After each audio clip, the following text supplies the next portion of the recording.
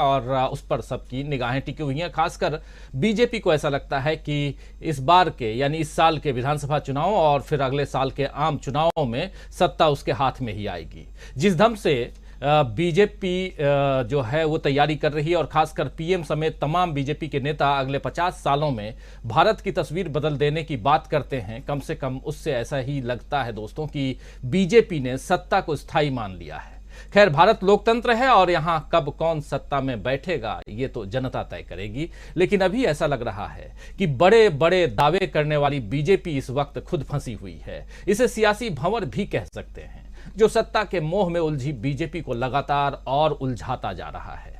आपने याद कीजिए, आप लोग देखा भी आपने, 24 जनवरी को हिंडनबर्ग की रिपोर्ट आई और हिंडनबर्ग रिपोर्ट आने के बाद से अडानी समूह को तो लगातार मुश्किलों का सामना करना पड़ ही रहा है। बीजेपी को भी कोई राहत नहीं मिल रही है। जिस तरह शेयर मार्केट में बार बार गिरावट से आम निवेशकों का पैसा डूब रहा है, उसमें बीजेपी सरकार पर सवाल उठ रहे हैं कि वो अडानी मामले की जांच क्यों नहीं करा रही है और क्यों पीएम इस पर चुप हैं, जबकि वादा उन्होंने अच्छे दिनों का किया था। कांग्रेस जो है वो जेपीसी की मांग कर रही है इस पर। बीजेपी के लिए दूसरी सबसे बड़ी मुश्किल अर्थव्यवस्था को संभालने की नाकामी है। देश में जीडीपी गिर रही है और $5 ट्रिलियन की इकोनॉमी बनाने का वादा करने वाली मोदी सरकार समझ ही नहीं पा रही है कि प्रोडक्शन कैसे बढ़ाएं, कैसे व्यापार को गति दें, स्पीड दें। बीजेपी के लिए तीसरी मुश्किल महंगाई पर काबू पाना है। कभी 400 रुपए के सिलेंडर पर सड़क पर उतरने वाली बीजेपी अब 1100 रुपए का सिलेंडर आम आदमी को दे रही है। आप उन तस्वीरों को याद कीजिए जहां बड़े बड़े नेता जो आज मंत्री हैं वो सड़कों पे सिलेंडर लेकर आया करते थे। खैर, होली आने वाली है, अगले सप्ताह होली है 8 तारीख को, और लोग खुशी के रंगों का इंतजार कर रहे हैं। लेकिन मार्च के पहले ही दिन यानी आज 1 मार्च को लोगों को महंगाई के डरावने रंग का सामना करना पड़ा है। आज ही सिलेंडर की कीमत 50 रुपए बढ़ा दी गई है, जिस पर कांग्रेस के अध्यक्ष मल्लिकार्जुन खड़गे ने पूछा भी है कि कैसे होली के पकवान बनेंगे। बीजेपी के लिए अब चौथी बड़ी मुश्किल, अभी तक 3 मुश्किलों का सामना कैसे बीजेपी करेगी उसका जिक्र हम कर रहे थे, लेकिन चौथी बड़ी मुश्किल जो है वो है कि विपक्ष के सवालों का सामना करने के लिए कैसे तैयार करें अपने आप को, खुद को बीजेपी। अभी आप यानी कि देख रहे हैं कि आम आदमी पार्टी की सरकार के मंत्री मनीष सिसोदिया की सीबीआई से गिरफ्तारी पर विपक्ष ने फिर से मोदी सरकार पर सवाल उठाए हैं कि केवल विरोधियों पर ही जांच एजेंसियां सक्रिय क्यों होती हैं, क्यों विपक्ष के उन नेताओं पर कार्रवाई बंद हो जाती है जो भ्रष्टाचार के आरोप लगने के बाद बीजेपी में शामिल हो जाते हैं। कई नाम ऐसे हैं, शुभेंदु अधिकारी जैसे कई लोग हैं जो अब बीजेपी में शामिल हो गए और सब पाक साफ। और बीजेपी के लिए इसके अलावा 5वीं सबसे बड़ी मुश्किल है कि कांग्रेस का सामना कैसे किया जाए। कहने की जरूरत नहीं है दोस्तों कि इस वक्त बीजेपी को सबसे ज्यादा डर इसी मुश्किल से लग रहा है, यानी पांचवा जो मुश्किल है उससे। धर्म और जाति के जिस समीकरण का फायदा उठाकर बीजेपी सत्ता हासिल करते अभी तक आई है, अब कांग्रेस ने उसकी काट भी ढूंढ ली है। कांग्रेस ने जिस तरह संगठन में जाति धर्म का तालमेल बिठाया है, उससे बीजेपी के वोट में कटौती होगी, ये तय है। इसके अलावा कांग्रेस पूरे दमखम और सोची समझी रणनीति के साथ चुनावी बिसात में आगे बढ़ रही है। भारत जोड़ो यात्रा के बाद कार्यकर्ताओं में भी उत्साह है और अब राहुल गांधी में लोग उम्मीद की नई किरण देख रहे हैं। राहुल अभी कैम्ब्रिज गए हुए हैं। जी हां, आप जानते हैं कैम्ब्रिज यूनिवर्सिटी, वहीं से पढ़ाई भी उन्होंने की है और उस यूनिवर्सिटी में ये जो तस्वीर आप देख रहे हैं कैम्ब्रिज की तस्वीर है और ये राहुल गांधी की पहले लुक, उनका जो पहली तस्वीर है वो आप देखिए राहुल गांधी की।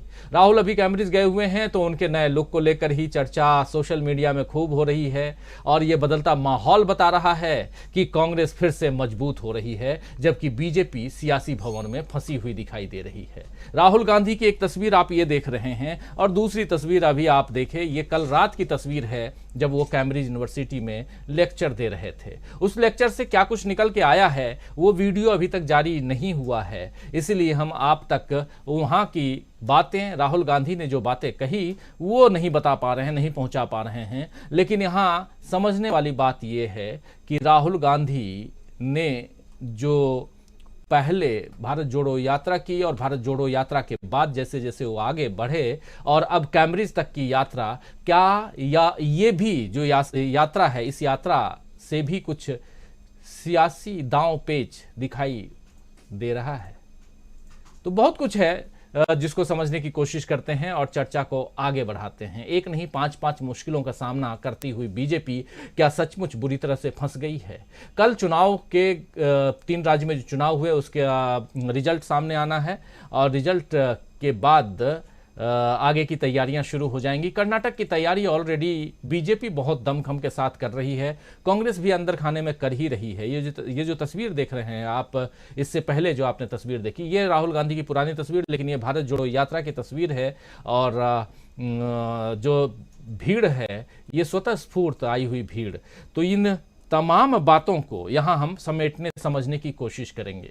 आइए चर्चा को आगे बढ़ाते हैं। हमारे साथ कुछ वरिष्ठ साथी जुड़े हुए हैं, उन सबसे आपका परिचय करवाऊं और सीधे आगे बढ़ें।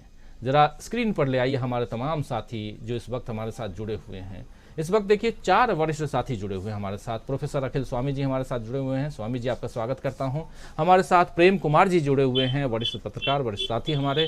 प्रेम कुमार जी आपका स्वागत है। हमारे साथ हमारे 2 और खास साथी जुड़े हुए हैं, डॉक्टर दीपक पासपोर्ट जी और अमलेंदु उपाध्याय जी।